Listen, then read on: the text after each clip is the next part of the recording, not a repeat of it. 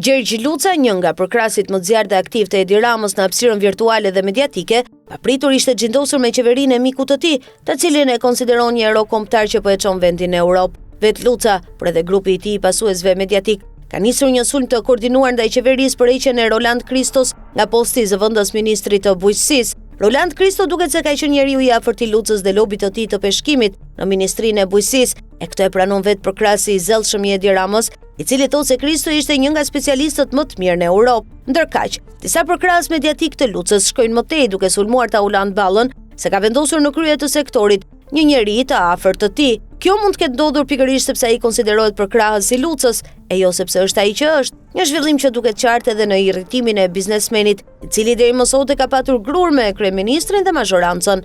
Kjo do të kuptohet më mirë në ditët në vijim, por ajo që duket është se nga SBA ka disa lëvizje të forta dhe atyre që deri tani janë quajtur sipërmarrës pranë kryeministrit. Disa ditë më parë, një nga këta sipërmarrës, nga më të fuqishmit, është sanksionuar familjarisht nga qeveria e Shteteve të Bashkuara dhe departamenti i Thesarit i ka bllokuar të gjitha transfertat bankare në Amerikë, një lëvizje që duket ka ardhur nga një hetim i hollësishëm në Shqipëri dhe më tej.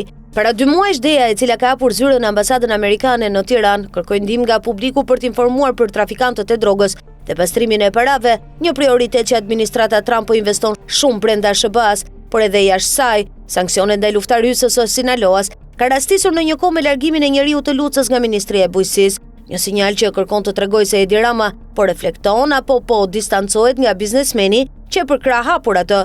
Pse po ndodh kjo?